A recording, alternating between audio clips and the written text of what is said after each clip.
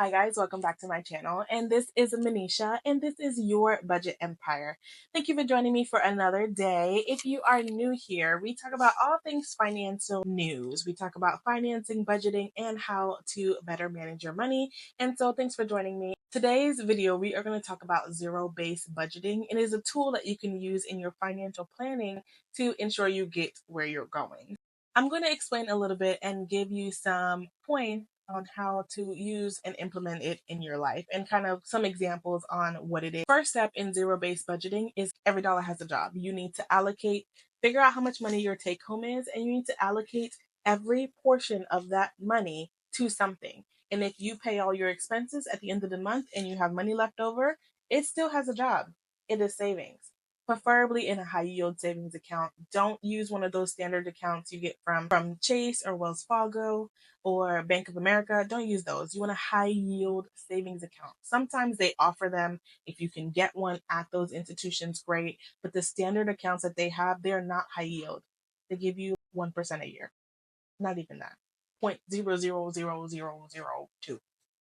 Get a high yield savings account. It will be definitely worth it. If you are a saver, you'll get compound interest on your money. It's just sitting there making money for you. So why not? It's free money. You don't want to leave money unaccounted for because then it's just, oh, I can buy this or I can buy that. No, every dollar has a place. And so, in order for you to reach your financial goals, you have to allocate those things. That's why budgeting is so important. A lot of people don't, and they get themselves into a lot of financial situations that could have been prevented with a budget and sticking to it. Because making one and actually implementing one is two different things. It actually gives you great control over your money. So you understand that, hey, that is not in the budget. If it's not in the budget, I can't do it. Put it, make plans ahead of time. That way you can plan for that adventure. That way you can plan for that trip. You can plan to buy that car. You can plan to buy that phone.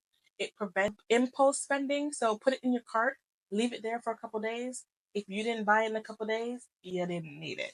That kind of stuff is what I do on Amazon. Sometimes I can be a little bit of an addict. It's very sad.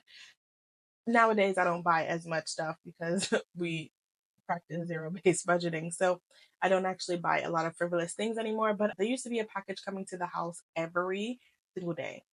And it's because I had extra money in my budget that I didn't allocate anywhere. After I did my savings goal, if I made a little bit extra, save a little bit more. Now, we have to enjoy life. No one wants to be on this earth with no experiences. You're miserable every day because you're saving. Sometimes you don't even get to see that money. But there needs to be a balance. There needs to be a percent that you save and a percent that's fun. It will be great for paying off debt. So when you use a zero-based budget, you actually allocate every dollar somewhere, right? Every dollar has a job. So it helps you pay down your debt, acknowledge where you need to put a little bit more money. If you have a high interest loan, you can put some more money towards the principal to help pay that debt down. You can do that with cars, you can do that with houses. If you have a mortgage, you can do that with your car payment. Pay a little bit more towards the principal, put it in a savings account, but don't leave space for frivolous spending. If it's not in the budget, don't get it. If you didn't plan for it, it's unnecessary. When people ask you for money, you can say no. When people ask you for money, you can say no.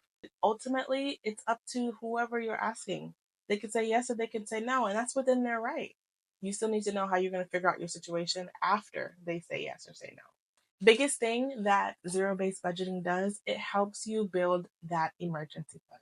That is what we did in the first part of our marriage, is to build that emergency fund so that we can use that. We have money put away for an emergency and we have money put away for the business. When we opened this business, it was a business we did completely on with our own financing. We didn't get a loan, we didn't get a grant or anything. It's money that me and my husband saved for 2 years, and we put that into the business. Now, when we started the business, everything that could go wrong, trust me, it did. There was plenty of mistakes that were made. Some of them were very costly. You don't know what you don't know until, unfortunately, you don't know it. There's always going to be something that comes up. But zero-based budgeting helps you build that emergency fund. So when that car does break down, because it will, when that new house that you just bought has an issue, because it will, when something happens in your life where it's an emergency, you have money that you don't have to dip into these high interest credit cards for. Credit card interest rates right now, 27 to 30%. The average credit card balance that most people carry is at least $5,000. And if you take a look in your banking, it will tell you if you make the minimum payments, it will take you X amount of years to pay it off. And you're financing Chick-fil-A. And you're financing that vacation from Cancun that you really didn't need, that you couldn't afford, but all your friends were going, so you went.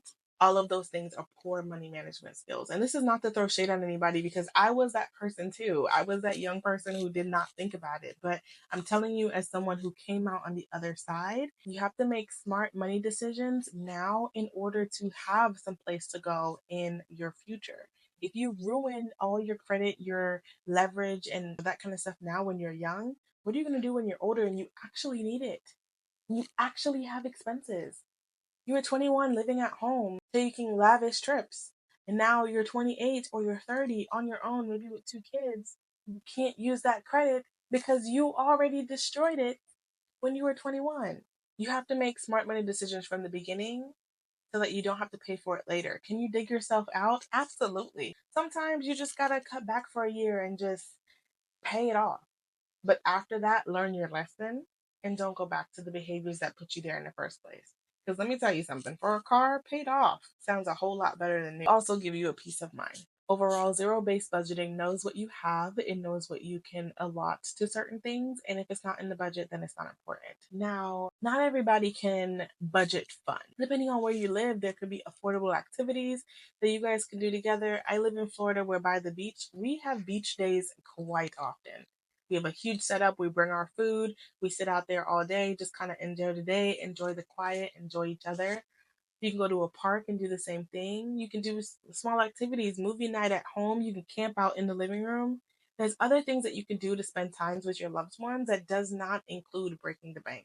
Look into some of those options. A lot of people on here, on YouTube, on TikTok, they have those avenues where they did the research of, hey, you can go do this, you can go do that. For that era, you live in Orlando, you live in Miami, fun things to do that are inexpensive. Look for those resources. You're able to save money in every step of the way, but a lot of people pay for convenience. And convenience ultimately will be the downfall of a lot of people. You stick with a budget and you stick with your plan, 9 times out of 10, you will come out ahead on the other side. If you can tackle those curveballs, you can tackle anything. And this is just a start for your financial awareness. Again, my name is Manisha. This is your Budget Empire. Thank you so much for tuning in and watching. If you enjoyed this video, please consider giving me a like, subscribe, and a follow. It does help out the channel a lot. And please check out my next videos. They are great. They're packed with information. And I'll see you in the next one.